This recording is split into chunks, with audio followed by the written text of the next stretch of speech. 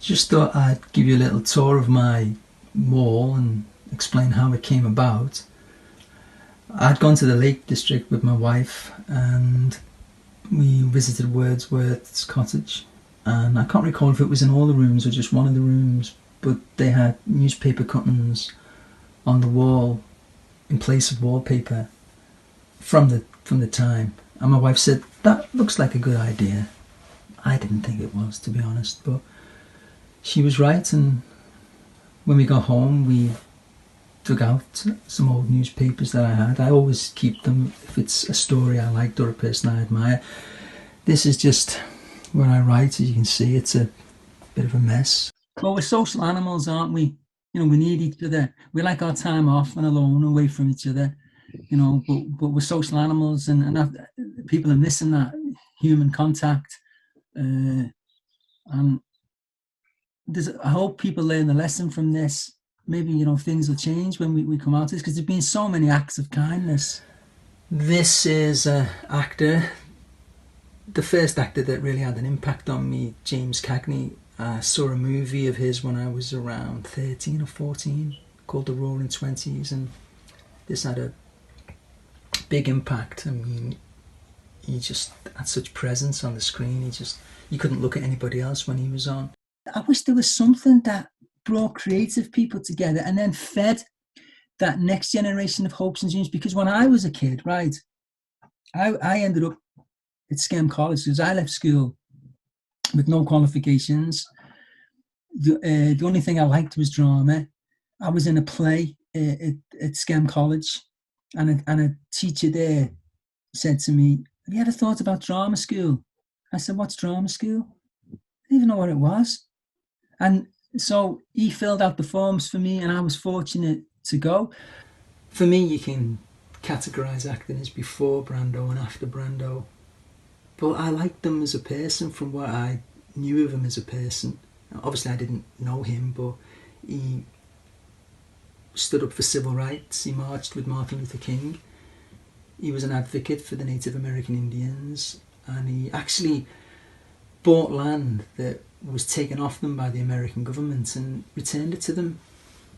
I don't think you get many celebrities standing up for things today.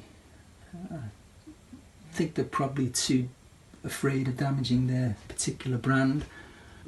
Presley, as John Lennon said, before Elvis, there was nothing.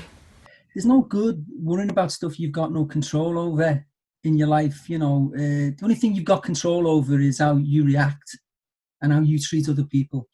And I try to treat them all okay. Oh, this is a play that's one of my favourites, written by Sean O'Casey, The Plough and the Stars. I just love that play. That's something that's always amazed and fascinated me, is that you can go into a bookshop or a library and take a book off a shelf that was written 100 years ago and the author's been dead for over 100 years, and yet you can connect with that person across the passage of time. And what you find is that all the problems that we have when we go through our lives have been played out a million times before, a billion times before. It's nothing new. Yeah, the technology changes and alters and the fashions change, but the human condition never does. This is me on a Saturday night. No, this is me as Caliban in The Tempest at the Queen Mother Theatre in London. I think this film is an act of kindness, really, isn't it? All these people who come together, and that can be forgotten. That I don't think people are naturally horrible. I think people are naturally good. I think it's the circumstances that force them to live a certain way. So if it's the norm to get up and do a job that you hate every day, and everyone's doing it, if it's the norm to max out your credit card to get stuff that you don't really need, but want to impress your neighbour, then it's the norm, isn't it? Everyone's doing it. It becomes normality. It's not written in nature that we all have to work in jobs we hate. It's not a law of nature, but we go along with it. We're conditioned to serve the system. And I think creativity breaks that, because it makes you look at society very differently. You find beautiful little nuggets and stuff. For years, it's been a sport to denigrate Skelmersdale, to denigrate the people that live here, and it's all rubbish. All of the myths are complete myths. That's what they are. And for a little town that's always slagged off, and we're just, you know, a load of scallies. Actually, there's a lot to be proud of with what's taking place. So what's good about Skelmersdale, and I think people make a place, don't they? Like culturally, they make the culture. People make a culture. They make the place. The people want to connect with you in Skem. They want to connect. They want to share a bit about themselves with you. People are receptive in Skem to sharing each other's stories and connecting and supporting each other. And you know, there's all of that. There's a vibe that runs through the whole town, really, like that you pick up on. Skelmersdale's full of the most lovely, generous, kind-hearted people, and despite us being like a Cinderella town, the projects that have been that are community based here are beyond wonderful. People have got time to stop and talk to each other. I've picked up a lot on that, you know, and actually like connect. Connecting is the big word in this little spiel I'm doing here, because that is what that's what I get when I go to Skem. I always connect with someone, and it's a massive thing because I've lived in loads of places, and it's not always the way. And when that ingredient, that social ingredient, is missing from the culture of people just when they go out the door wanting to connect with other people, when that's missing, like in places, and there's a lot of places like that. Life's not easy anyway. It's a struggle at times as anyway, like, you know, especially during these times, like, you know, when that's missing, that little, you know, all right, mate, you know, just a simple glue, the social glue that people, you know, connect with each other on a daily basis. If that's missing, then the place is even harder. Like, it's, you know, life becomes a lot harder, like, you know. Racism is still big in England and America. This is disgraceful because the black people are not doing anything wrong. If racism did not exist, then the whole world would be a lot more peaceful, and everyone in every country would be friends. Anti-racism. Yeah, well said, Frank. Yeah. Well said.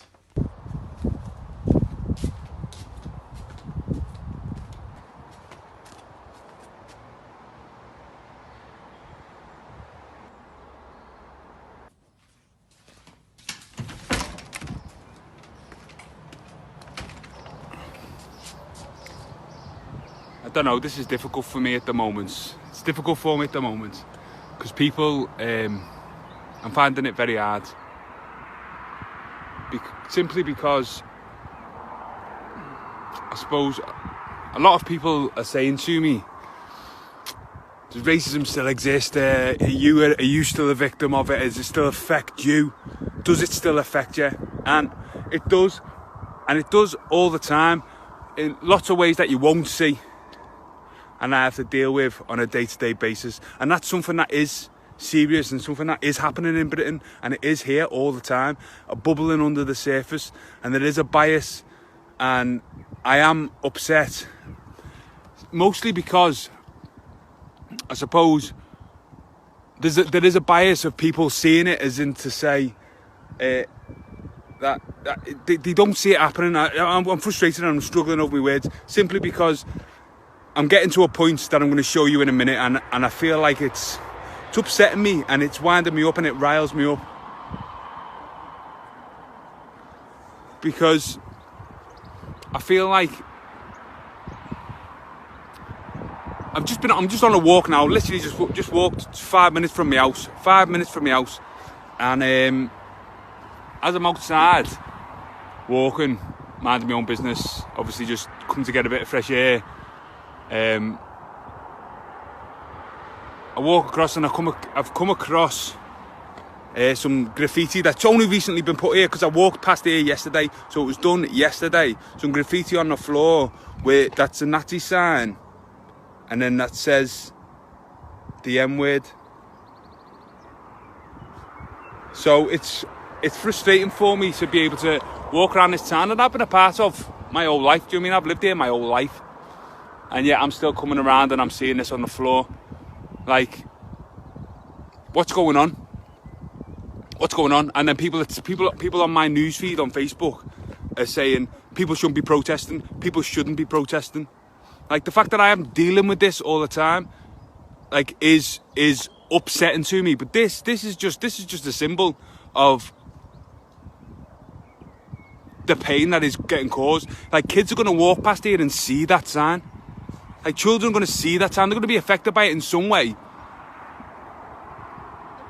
And I am furious. I am furious with it. And I'd like to know who did it. Just so I can provide some education for that person. Because this, I feel like I am going to show this.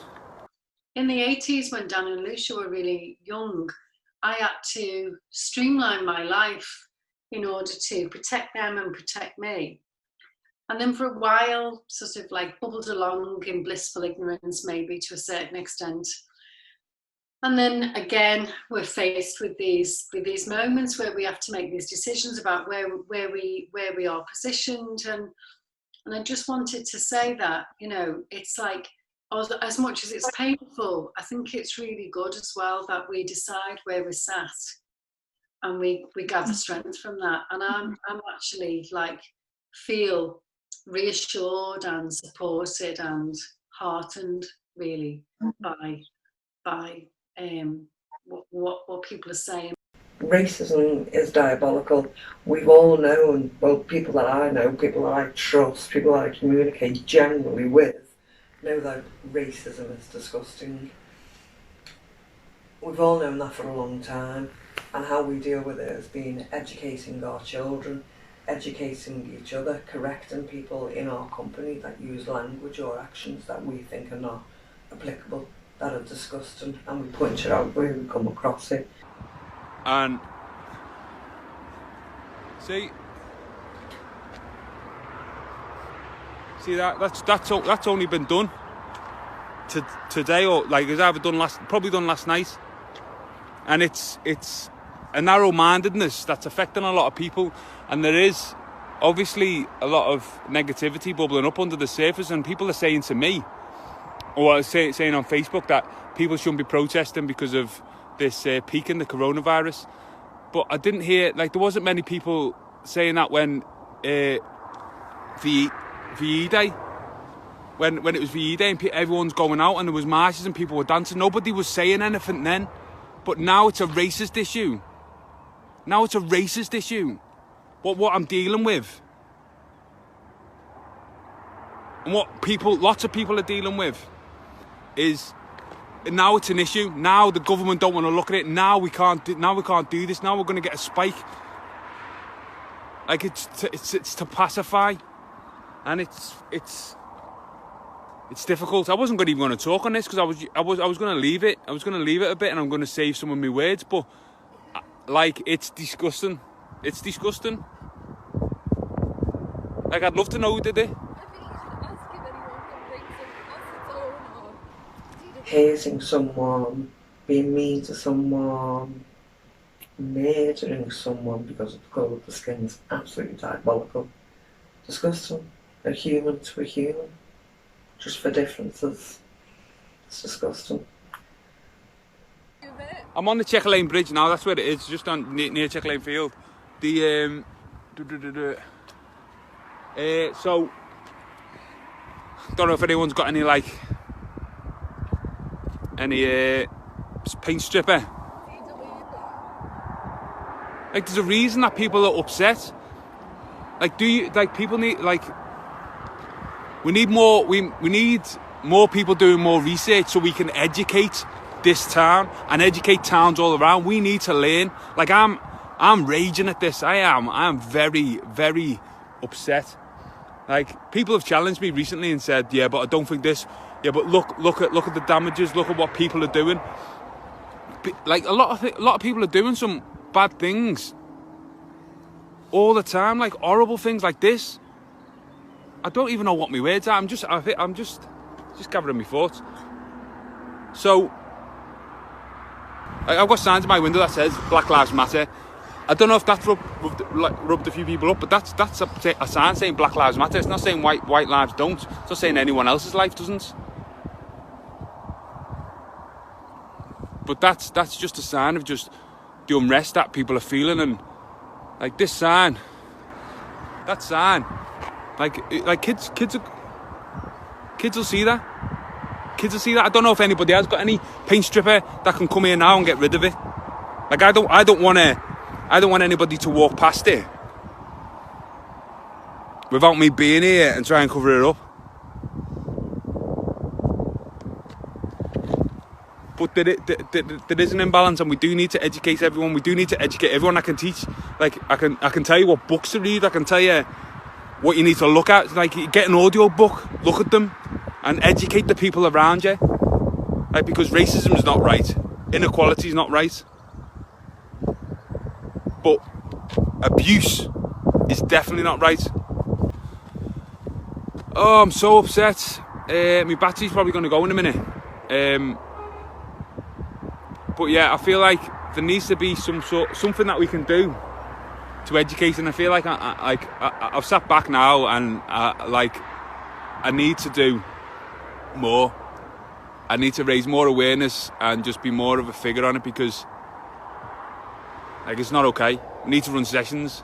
You need to get kids in sessions. You need to be teaching your kids. You need to be teaching kids about the history, like of black history that seems to be missing, the black history that's been erased almost, like the black history that built this country. Do you know what I mean? Like, I know that this country's been built on a lot of black lives, black lives free labour, and none of that's taught. None of this systemic racism that's with us is taught. No one tells you about white privilege. No one tells you about these things, and these things are real. Like, do you mean it's real? Like, people need to talk about it. People don't need to just be not racist. They need to be anti-racist and be standing up against this on a day-to-day basis.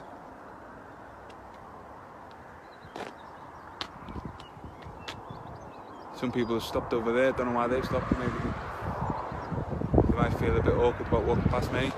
Yeah, so I just feel like, yeah, I'm gonna go anyway, because I'm not doing myself any favours now. But let's get behind something, and let's make sure we change this mentality. I've done a lot for the community recently. Like, I've done a lot, and I will keep on doing a lot for this community. But we need to change this mentality, this disease, this infection underneath the skin, because we need to get rid of it. Like, I've dealt with it my whole life. There's no way I'm going to bring any kids into this situation when this is allowed. Not a chance. So anyway, I'm getting off anyway, but I'll upload this, whatever. All right. See you later.